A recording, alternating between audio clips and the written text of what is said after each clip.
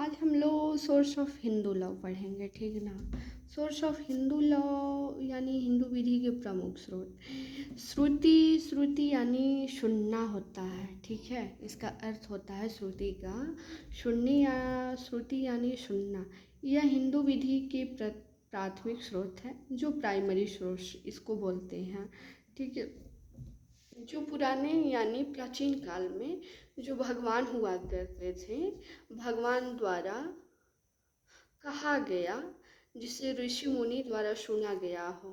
यदि भगवान कुछ कह रहे हैं, उसे ऋषि मुनि द्वारा सुना गया है, उसे ही श्रुति कहा गया है, ठीक ना।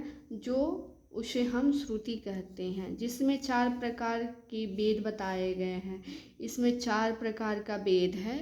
पहला है ऋग्वेद, दूसरा है यजुर्वेद, और तीसरा है सामवेद, और चौथा है अथर्ववेद, ठीक ना। जिसका हम अभी 2 वेदों का बताएंगे और 2 वेद आपको अगले वीडियो में बताएंगे, क्योंकि बहुत बड़ा हो जाएगा ये वीडियो, ठीक ना। जिसमें 4 वेद बताए गए हैं, श्रुति के अंदर पाए जाते हैं। वेद का उद्देश्य अलौकिक है, जो कि दिखाई नहीं देता। अलौकिक का मतलब यह है कि अलौकिक मतलब लुप्त होता है, आपकी नज़रों में नहीं आता है, ठीक ना। अलौकिक ज्ञान प्राप्ति होती है श्रुति का, जैसे यहाँ बताया गया है, ठीक ना। यदि आप फेथ करते हैं तो आपको पता ही होगा, जिसका मनुष्य मोक्ष प्राप्त कर सकता है, ठीक ना। जिससे मनुष्य मोक्ष की प्राप्ति करता है, उसको अलौकिक ज्ञान प्राप्ति होता है, उसको बहुत तरह की आवाज़ें सुनाई देती है कि भगवान ऐसे कह रहे हैं, उसे वो भगवान के बातें को सुनता है, ठीक ना। श्रुति के 4 प्रकार का वेद बताए गए हैं। श्रुति को 4 भाग में बांटा गया है, ठीक है।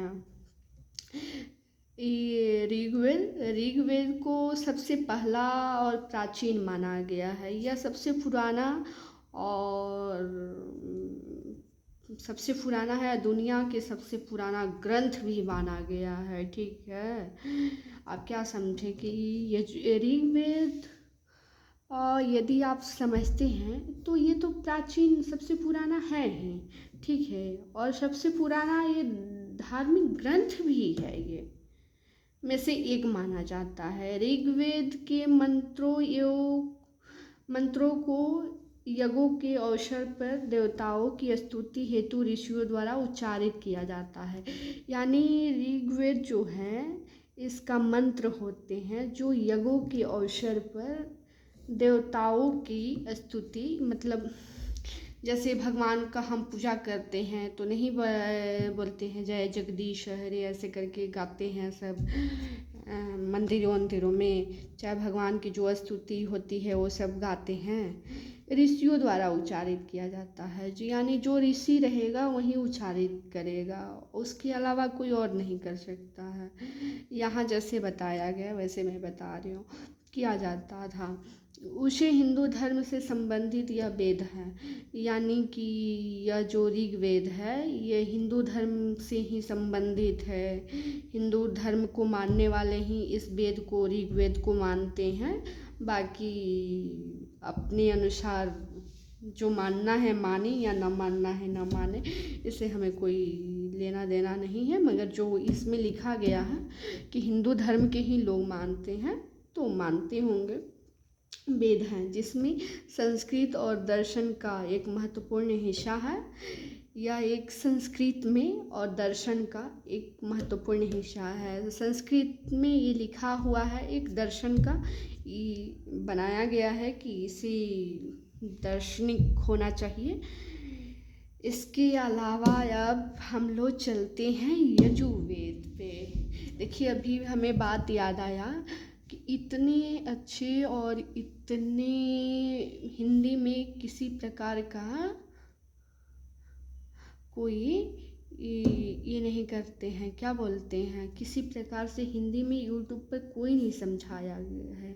यदि हमारा वीडियो अच्छा लग रहा है तो आप इसे सब्सक्राइब करिए और वीडियो को शेयर करिए, और कमेंट करके हमें बताइएगा कि क्या हमारा वीडियो अच्छा आपको लगा है, आपको किसी एग्ज़ाम BA LLB का है या LLB का है, तो इसमें आपको ये रहता है कि आपको क्वेश्चन फर्स्ट सेमेस्टर में आना ही फर्स्ट सेमेस्टर हो या जिस सेमेस्टर में आपका होगा LLB की पढ़ाई या BA LLB में, जिसमें आप हिंदू लॉ पढ़िएगा, सोर्स ऑफ हिंदू लॉ का एक क्वेश्चन आना ही आना होता है, जिसे आप बहुत ध्यानपूर्वक सिर्फ समझिएगा तभी समझ में आएगा, अन्यथा नहीं समझ में आएगा। नहीं समझ में आ रहा तो 2 3 4 बार 5 बार 6 बार जितना बार समझ में नहीं आया उतना बार में आप समझिएगा तो ज़रूर ही आ जाएगा।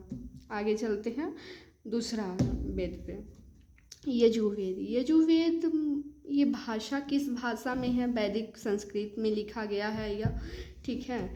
यह हिंदू धर्म के 4 वेदों में से एक है। ये भी आपको पता है कि हिंदू धर्म में 4 वेद हैं, 4 वेदों में से दूसरा नंबर पे यजुर्वेद आता है, जिसमें जो यज्ञों और कर्मकांडों से संबंधित है, यानी कि जो यज्ञ हो रहा है और कर्मकांड हो रहा है उससे संबंधित है यह वेद। और यह वेद गद एवं पद दोनों में है, ठीक ना। ये पूरा लंबी चौड़ी भी रहेगी और पद में भी थोड़ा रहेगा, छोटा छोटा टुकड़ों में रहेगा, ठीक है।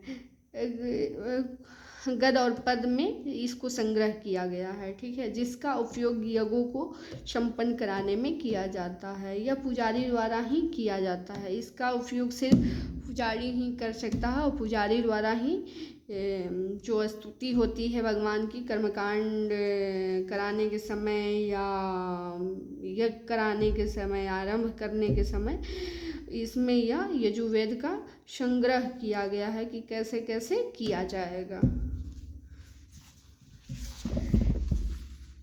यजुर्वेद को 2 भागों में बांटा गया है, ठीक ना।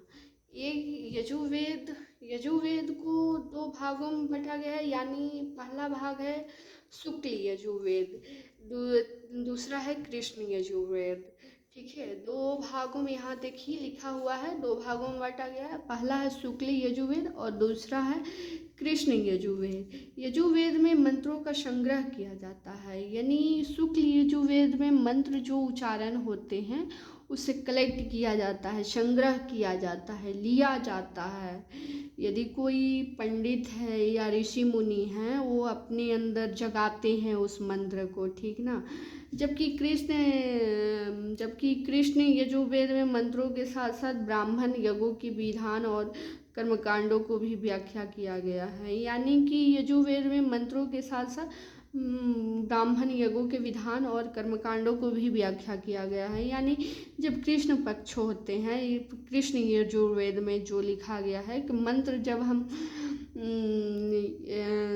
करते हैं तो उसमें ब्राह्मण को भी आवाहन किया जाता है, यज्ञ भी किया जाता है, उसका विधि विधान भी किया जाता है, उसका कर्मकांड भी होते हैं, बहुत तरह के बात बताए गए हैं, ठीक ना। यदि हमारे वीडियो को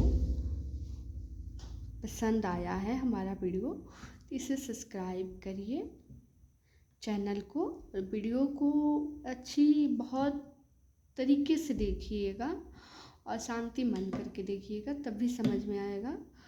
और आपको यदि अच्छा लगा हो तो कमेंट करिएगा, लाइक करिएगा और मोटिवेट करिएगा कि अच्छा लगा हो तो कमेंट करके ज़रूर बताइएगा।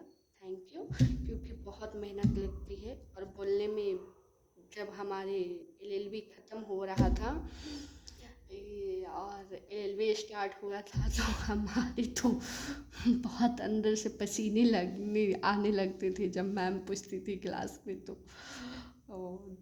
इंग्लिश में क्योंकि पढ़ाती थी और हमारे तो हिंदी मीडियम के थे हम, तो बहुत परेशानियाँ होती थी, इसलिए मैं सोची कि यदि आपको परेशानी ना हो इसलिए मैं हिंदी में आपको ये वीडियो बनाई हूँ, और आपको अच्छा लगे ना लगे ये तो आपके ऊपर डिपेंड करता है, ठीक ना। अब विदा लेते हैं आप लोगों से, अच्छा लगा तो कमेंट करिएगा ज़रूर।